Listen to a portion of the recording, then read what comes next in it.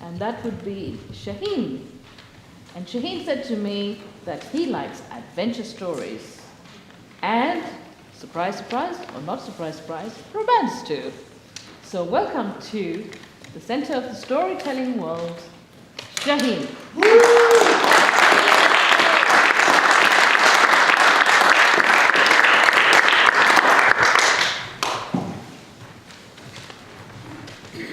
When I was little, I was a fairly well-behaved little child.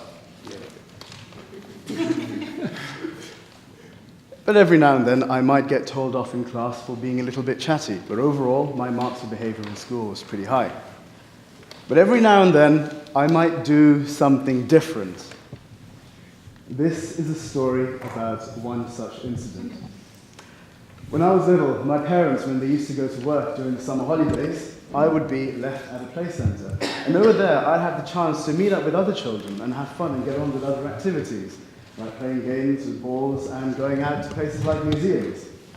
But my favourite thing, what I really liked to do, or take part in, was arts and crafts. The chance to make something with my own hands, using whatever resources that I had on the table. One afternoon, I was sitting there by myself at the arts and craft table, and I thought, okay, what am I inspired by? Well, those weren't my exact thoughts. At that time, I wouldn't know what inspired meant.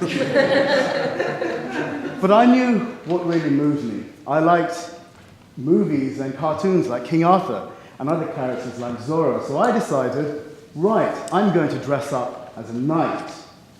So armed with a pair of scissors, some sellotape, some tissue paper, and also some cardboard, I went to work. And within time, my creations materialized before me. The first thing I created was a shield. This rudimentary item over here made with 2 pieces of cardboard secured by tape. Lots and lots and lots of tape. The next thing I created was a very simple looking helmet. This item made up with different colored paper, also stuck together with lots and lots and lots of tape.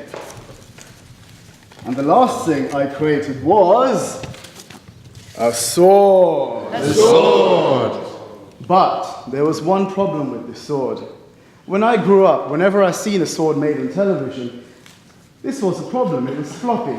And I realized that because of the lack of structural integrity over here, it would always buckle at the hilt. So I created a better sword. A better sword. This item over here, made by 2 pounds of cardboard, reinforced by a coat hanger, a metal one.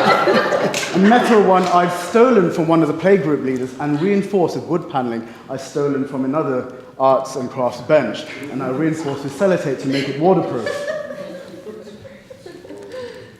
And so I went to work. What I didn't notice was that a bunch of boys were watching me, and they came over to me and said, "What are you doing?" I said, "I'm dressing up like a knight."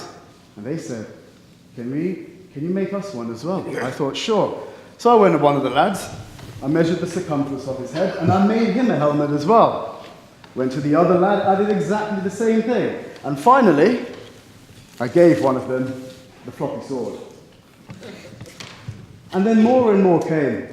And within a matter of an hour, I had standing before me an army of 20 to 20 kids, all of them. And I knew I had to accelerate the means of production. So after I taught a few children how to make the sword, the shield, and the helmet, they would go and make it for others. And I leaned into one of them and I said, this is really cool. How about later on, when they take us to the park, we all indulge in some wonderful, good old-fashioned medieval combat? Even though those weren't my actual words. Lunchtime had passed, and we were all ready. And as we were all garbed in our outfits, the playgroup leader came over to me and said, "Well done, young man. How nice." Nice. All good, right? Wrong. Because little did she know what would happen when we'd go into the park that afternoon. In 2 lines, side by side, we marched through the streets of northwest London on the way to the park. We'd draw affectionate glances from lovely passers-by, all smiling sweetly at these innocent, not-so-innocent children. When we arrived at the park, the playgroup leader said, "Okay, when we enter the playground, you're all going to behave." But we were ready for battle. The playgroup had arrived. The playground doors swung open, and we charged in.